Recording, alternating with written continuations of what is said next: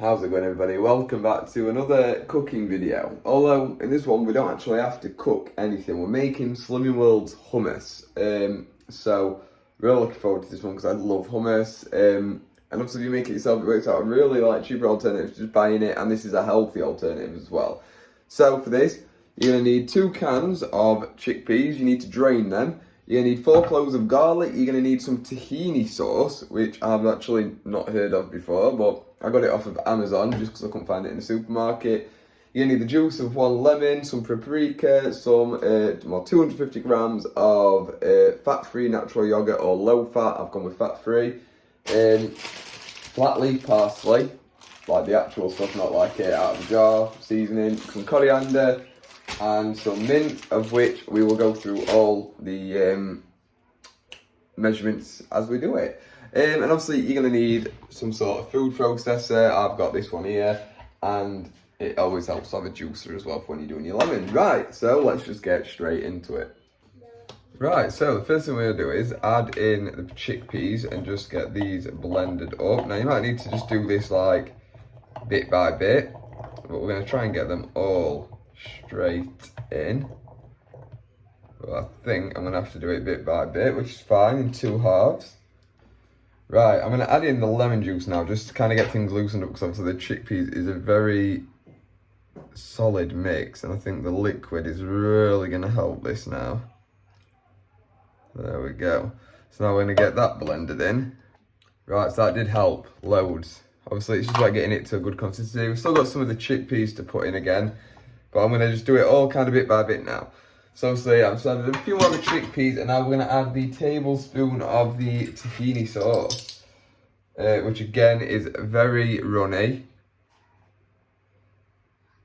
And I'm just going to try and slather that everywhere like so. And then we're going to add the top back on, and we're going to give it another whiz. Okay. Ooh.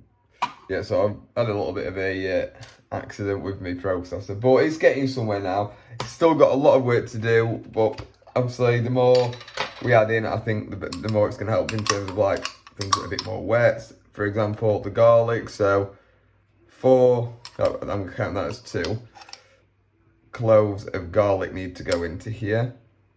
I'm going to add the paprika in as well. I feel like the colour really helps me know that it actually is mixing well, because when that's disappeared, we know it is actually mixing.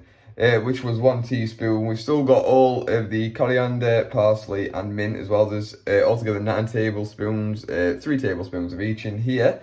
That's going to go in. So we're going to get this blitzed again now. Okay, so I'm going to add in the coriander, parsley, and mint. Obviously, it helps you have a bigger processor. This used to be perfect, to be fair, for my needs. I think I'm going to have to invest in something a bit larger. But it's coming together well. It's turned into a nice paste, which is what we want. Here's me struggling. I've not even put the cream in yet. The yogurt, sorry, fat-free yogurt. So we're going to get that in now. We might have to just take a bit out, but we're going to get that in because that's really is going to smooth it all up and make it blend a lot easier. Result. So it's coming together now. It's actually coming together now. So I'm just going to get the rest of this in. There we go. Get that all mixed in, because that's going to make it quite runny, which is really what I'm hoping for now, because I've still got bloody all that to go back in, should I say. Like I say, a big food presser would be really helpful for this, but it's coming together well. Here we go. So this is the last of it now. As you can see, I've been separating it kind of as I go along. This is purely the size of this issue for me. You'll not have this issue if you've got a bigger one, but it doesn't matter if you do, because I've just been mixing it in. Some of it was thinner, some of it was thicker. Now everything in here is the same consistency, and we just have to get this finished now. So sorry, I thought I was still recording and I wasn't. It cut out, but this is it. It's all mixed together now. It's all the same consistency, and it tastes really good. Now, obviously, it does need to go into the fridge to chill.